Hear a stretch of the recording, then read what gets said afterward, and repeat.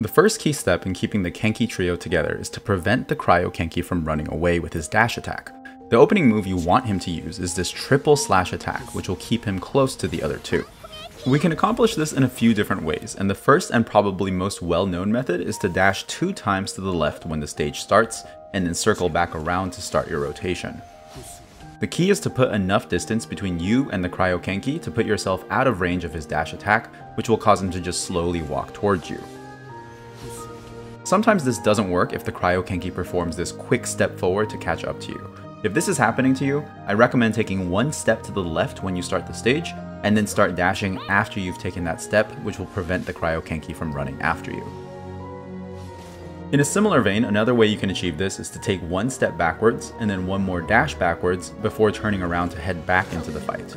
This also uses the same philosophy of putting distance between you and the Cryo Kenki to discourage him from using the dash attack.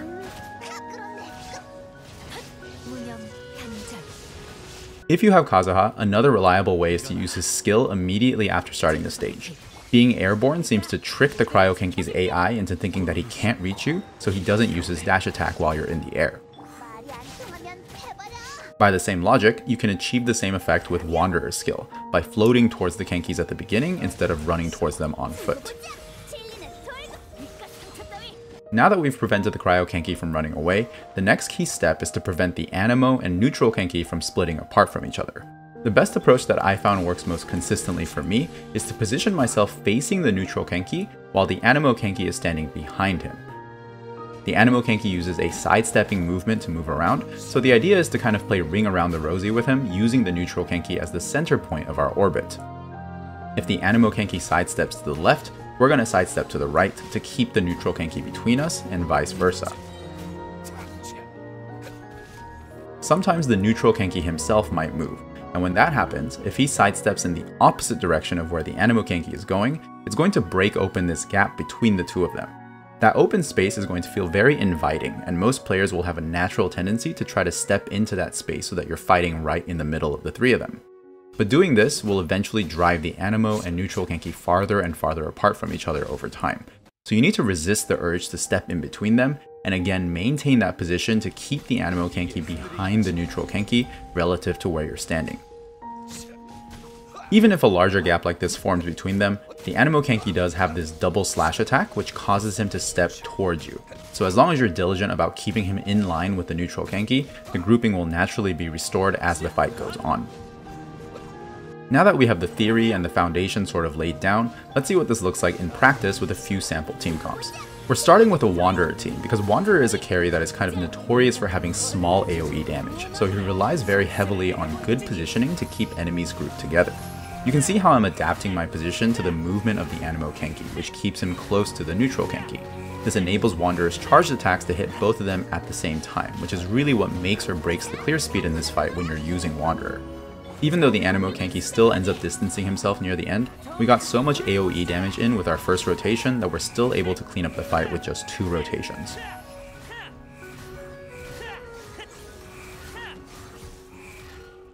Next, we're looking at a Eula team, and since we don't have a floating character in this one, we take the long way around to keep the Cryo Kenki within the group. Again, I picked Eula deliberately because she's another example of a carry where a lot of her damage potential is locked behind her burst, which has a relatively small AoE. So whether or not you're able to land that burst on all 3 enemies completely changes how fast you're able to clear this half.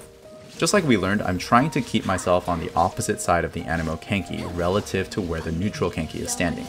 This prevents the Anemo Kenki from running away too far from us and keeps him in range for Eula's burst to hit all 3 enemies at the same time. You can also see how I readjust my position when the Anemo Kenki starts sidestepping to the left, so in response I step a little bit to the right to maintain this position.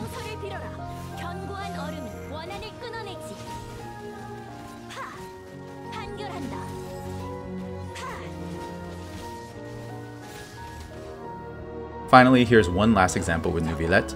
If you are using Neuvillette in this fight, you might already be achieving this position naturally without even realizing it, just because of the way his charged attack hits in a straight line. So as long as you're attacking from the Neutral Kenki side, you're probably already adjusting your position throughout your charged attack to keep the Anemo Kenki lined up and behind the other 2.